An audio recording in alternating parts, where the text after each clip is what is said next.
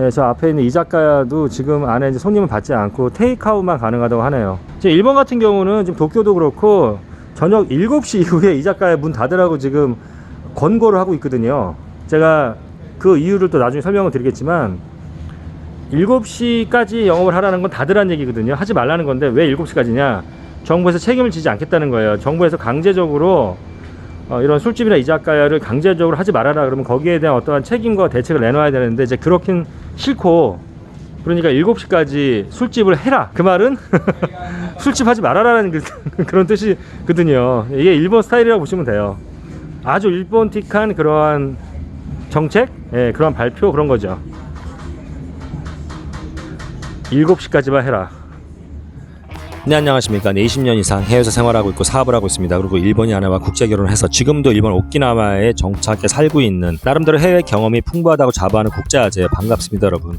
여러분들 날씨 보세요. 오늘 오키나와 날씨 너무나 화창합니다. 이 푸른 하늘 보십시오. 그러나 저의 마음은 이 날씨처럼 화창하지 않습니다. 제 마음은 지금 현재 두렵고요, 짜증이 나고 화가 나 있습니다. 왜냐고요? 제 영상에 여러 번 어필했던 것처럼 바로 일본 국민을 호구로 여기고 있고 이기적인데다가 머리까지 안 좋은 아베를 비롯한 아베 정부의 리더들 때문에 지금 굉장히 짜증이 나고 화가 나 있습니다. 제가 일본에 온 지 뭐 5년, 10년, 20년 된 사람이라면 그러려니 하고 그냥 일본은 원래 그래, 일본 사람들은 원래 이래, 뭐 이런 식으로 그냥 넘어갈 것 같은데, 불행히도 저는 일본에 온 지 얼마 되지 않았어요. 그래서 여러분들 일본 바깥에서 제가 살면서 여러 가지 일본에 대한, 정부에 대한 이야기, 일본 사람들에 대한 이야기, 이런 것들을 인터넷이나 어떤 뉴스나 유튜브 이런 데서 접했을 때 그 느낌과 내가 일본에 들어와 살면서 NHK나 후치TV 이런 것들을 보면서 직접 그런 기사라든지 소식을 접했을 때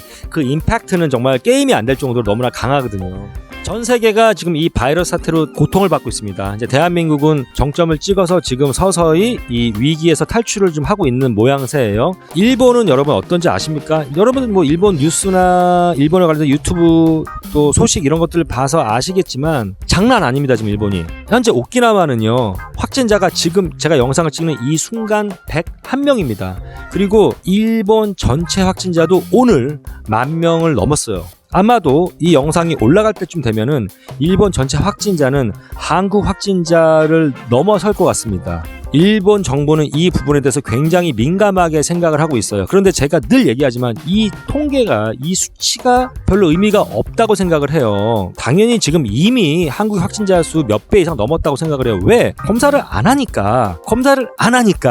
자, 제가 예전 영상에 많은 분들이 제 비율을 되게 재밌어 하셔서 예, 제가 이 10,000명이라는 이 확진자 수가 왜 의미가 없느냐, 이 모공의 피지가 조금 이렇게 나오려고 이 안에, 모공 안에 피지가 꽉 찼는데 우리가 짜면 쭉 나오지 않습니까? 그런데 피지가 삐짓고 모공 밖으로 튀어나온 게 지금 10,000명이라는 거예요. 대한민국은 쭉 짜가지고 막 눈에 불을 켜고 확진자를 가려낸 게 지금 10,000명 좀 넘은 거고, 일본에서 지금도 검사를 안 해주고 있고요. 그리고 오히려 초창기 때보다 검사 조건을 더 늘려서 더 까다롭게 만들었습니다. 일본에선 이거 제 생각인데 한국보다 확진자 수가 늘어나는 거에 대해서 굉장히 의식을 하고 있는 것 같아요. 왜냐면은 대한민국이 초창기 때 적극적으로 진실되게 확진자들을 가려냄으로써 이 확산을 막으려고 열심히 애를 썼잖아요. 그때 어땠습니까 여러분? 저도 사실 불안하다 그랬어요. 막 한국의 어떤 신용도는 바닥을 치고 여러 나라들이 한국을 보이콧하고 블로킹하고 있고, 중국부터 일본 막 한국 입국 거부당하고 있고 그랬었잖아요. 중국 다음으로 확진자가 많았으니까. 그러나 지금은 어떻습니까? 반대로 전 세계가 지금 한국을 배우자,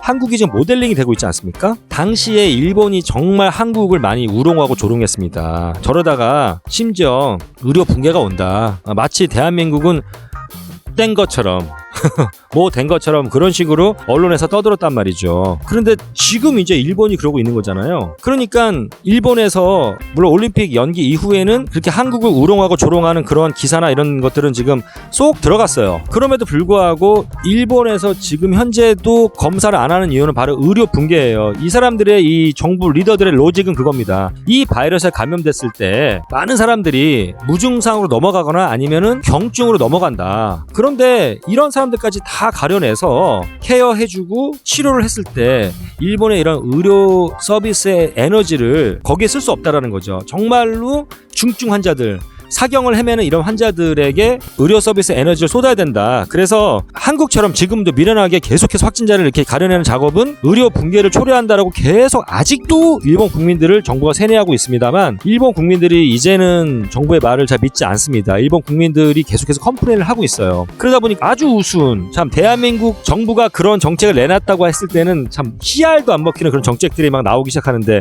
제 앞전 영상에도 말씀드렸던 것처럼 아베 마스크라고 불리죠. 여러분들도 다 아마 너무 웃겨서 배꼽 잡으셨을 것 같은데, 말도 안 되는 면 마스크 2장씩 온 가족에게 가정당 2장의 면 마스크를 무료로 배포하겠다, 이런 우스운 정책을 내놓질 않나. 그리고 여러분들, 일본 사람들 성향이 제 영상에도 얘기했지만 이런 게 있어요. 책임지려고 하지 않는 거, 어떤 이야기를 할 때 직접적으로 얘기하지 않습니다. 일본 사람들은 혼내와 닷대매가 있죠. 그리고 누군가가 이렇게 총대를 매려고 하지 않는 거예요. 이런 것들에 대해서 참 일본이 답답하다 제가 여러 차례 얘기를 했고, 뭔가 개선을 하지 않는다, 일본 사람들은 문제의식을 문제로 보고 그걸 들춰내지 않는다, 이런 얘기들을 했었는데, 이 정책에 있어서도 그런 것들이 많이 느껴지더라고요. 이번에 너무 참 재밌는 게 뭐냐면요, 여러분들 그거 아세요? 일본에 지금 이자카야라든지 술집들 그리고 유흥업소들이 7시까지 영업을 하라는 거예요. 7시까지만 영업을 해라라는 겁니다. 근데 이게 강제적인 게 아니에요.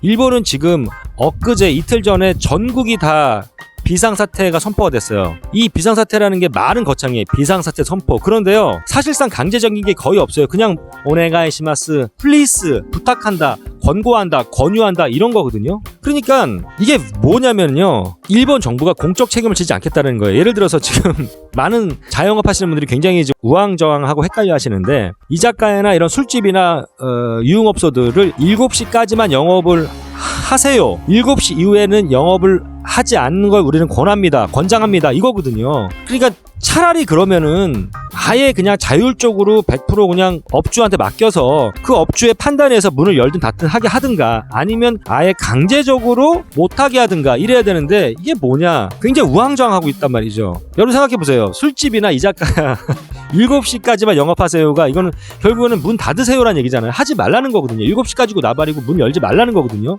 아니, 저녁 7시부터 술을 먹기 시작을 하는데 7시에 퇴근해서 그때까지만 하라는 게 무슨 말입니까? 결국 이렇게 뜨뜻미지근한 그냥 국민들에게 권유하는 방식의 이러한 정책들은 일본 정부가 공적 책임을 지지 않겠다라는 거거든요. 만약에 일본 정부가 이거 하지 마, 뭔가 딱 강하게, 자 이거 하면 불법이야, 이거 하면 이제 페널티 물릴 거야 라고 강하게 뭔가를 주장해서 억제를 시킨다면요, 그거에 대한 어떠한 책임과 대책을 내놔야 되잖아요. 근데 일본 정부는 그걸 내놓을 수도 없고 내놓기도 싫고 내놓지도 못하는 거예요. 예를 들어서 뭐 슈퍼마켓이나 백화점처럼 생필품을 파는 곳 이외에는 모든 곳이 다, 아니면 이제 식당으로 등록된, 술집이 아닌 식당으로 등록된 곳 이외에는 무조건 술집, 유흥업소는 다 7시까지만 영업을 하고 7시 이후에는 문을 닫아라 라고 나라에서 강하게 이렇게 얘기하고, 이걸 위반할 시에, 이걸 어길 시에는 어떤 법적 조치를 취하겠다, 아니면 어떠한 것들을 동원해서 강제적으로 뭔가를 취하겠다, 이렇게 해버리면요, 그러면 일본 정부에서 그렇게 강제적으로 명령을 오달 내린 거기 때문에 거기에 대한 어떠한 책임을 져야 될 부분이 있다는 거죠. 예를 들어서 어떤 금전적으로 뭔가 보상을 해준다거나, 뭐 건물주와 세입자 간에 뭔가를 절충을 해서 어떤 세입자들이 억울하게 손해보는 것에 대해서 뭔가를 책임져 준다거나, 이런 게 있어야 되는데 그런 거를 안 하겠다는 얘기예요. 계속해서 그냥 오네가이, 이렇게 우리는 안 했으면 좋겠다, 안 나갔으면 좋겠다, 안 팔았으면 좋겠다, 요때 문을 닫기를 권고한다, 이런 식으로 계속 하는 거죠. 결국 자, 우리는 어떤 강제적으로 니네들을 한 게 아니니까 니네들이 알아서 판단한 거야. 근데 우리는 이렇게 권유한다고 했어. 그러니까 니네 업소에서 뭔가 문제가 생기면은 그건 니네 책임이다, 이런 식인 거죠. 굉장히 저는 일본 정부의 이러한 안일한 대책, 그냥 역시 책임을 국민들에게, 책임을 업주 사장들에게 떠넘기는 이러한, 그리고 너무나 우스꽝스러운 여러 정책들을 막 이제서야 우왕좌왕 내놓는 이 일본 정부를 보면서 너무나 한심하다라는 생각이 드는 거예요. 야, 그리고 이 제가 화가 난다 그랬는데 솔직히 말씀드리면 80%는 바로 이러한 무능하고 거기다 머리도 안 좋고 마음까지 못된 이 아베 정부, 아베 내각에 대한 어떤 화고요. 나머지 20%는 이러한 무능한 정부에게 강하게 컴플레인을 하지 않고, 이 무능한 정부를 감시하지 않고, 이런 무능한 정부에 대해서 수능적으로 따라가는 이 일본 국민성에 대해서도 화가 나는 겁니다.